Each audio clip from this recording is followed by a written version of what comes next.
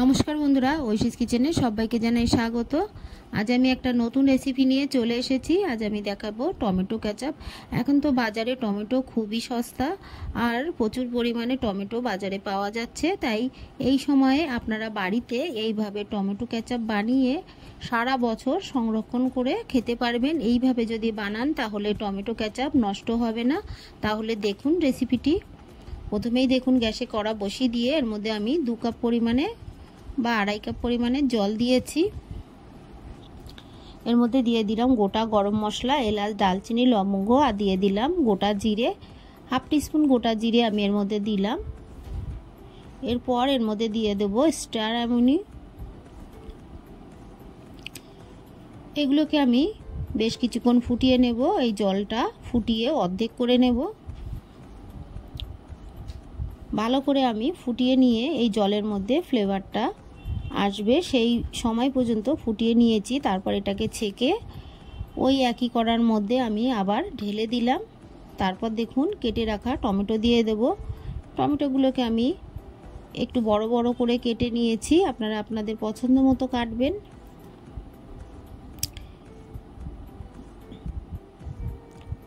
টমেটোগুলো দেওয়ার পর এখানে দিয়ে দেব কুচানো পেঁয়াজ।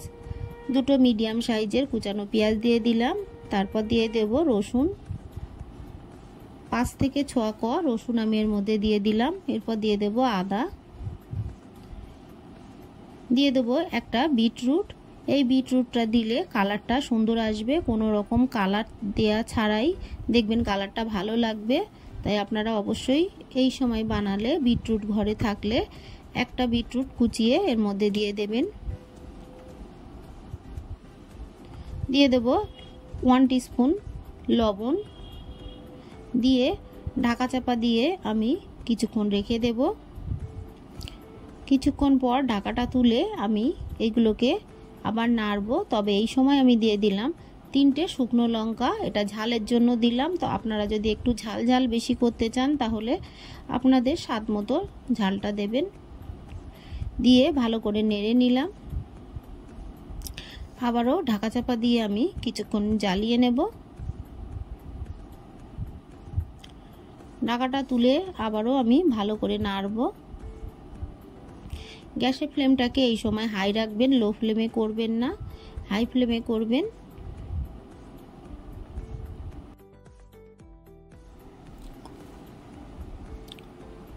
এর মধ্যে আমি খুবই সামান্য কাশ্মীরি লঙ্কার গুঁড়ো দিলাম, এটা দিলে কালারটা ভালো আসবে। তবে আপনারা বাড়িতে থাকলে দেবেন, না থাকলে দেবেন না। এইভাবে 15 থেকে 20 মিনিট আমি ভালো করে জ্বালিয়ে নেব। ঢাকা চাপা দিয়ে দিয়ে রান্নাটা করে নেব, তাহলে তাড়াতাড়ি টমেটোটা সিদ্ধ হয়ে যাবে। দেখুন এই সময় আমি একটু জয়িত্রী দিয়ে দিলাম, খুবই অল্প জয়িত্রী দিয়ে ভালো করে আমি মিশিয়ে আরও কিছুক্ষণ জ্বালিয়ে নেব।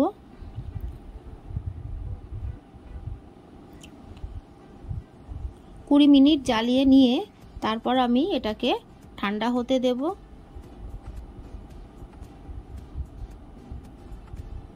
দেখুন সবগুলো সেদ্ধ হয়ে গেছে।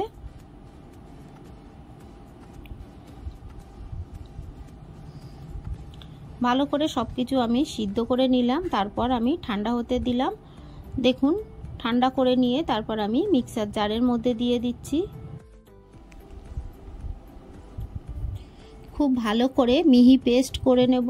এটা একবারে হবে না, আমি দুবারে এটাকে দিয়ে পেস্ট করে নেব।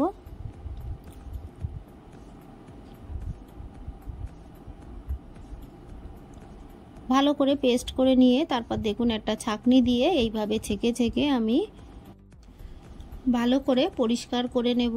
টমেটোর যে দানা খোসা থাকে সেগুলো কিন্তু একটু গোটা গোটা থেকে যায়, তাই ভালো করে আপনারা ছেঁকে নেবেন। যতই পেস্ট করে নেওয়া হয় এর মধ্যে একটু দানা দানা থেকে যায়।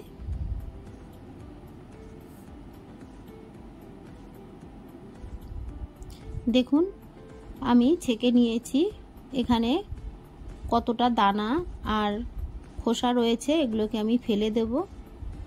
এইভাবে আমি সবগুলো করে নিয়েছি দেখুন। এরপর এর মধ্যে আমি দিয়ে দেব চিনি। আমি এখানে প্রায় 350 গ্রাম মতো চিনি দিয়ে দিলাম। যেহেতু আমি অনেকটা টমেটো দিয়েছি। এর মধ্যে দিয়ে দিলাম হাফ টিস্পুনের থেকে কম খাবার সোডা। অবশ্যই একটু খাবার সোডা এর মধ্যে দিয়ে দেবেন। দিয়ে ভালো করে নেড়ে নিলাম। এর মধ্যে দিয়ে দেব 100 গ্রাম ভিনিগার। ভিনিগারটা দিয়ে ভালো করে নাড়বো।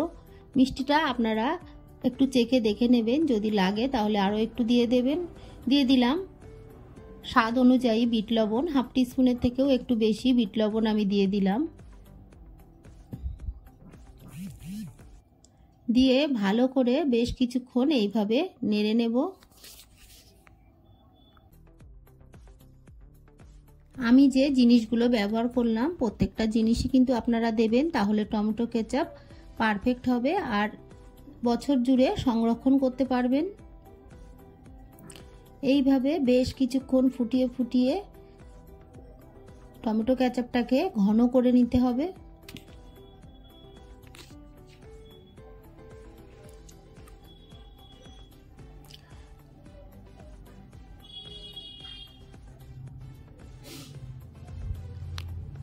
এটা জ্বালাতে জ্বালাতে দেখবেন অর্ধেকটা হয়ে যাবে।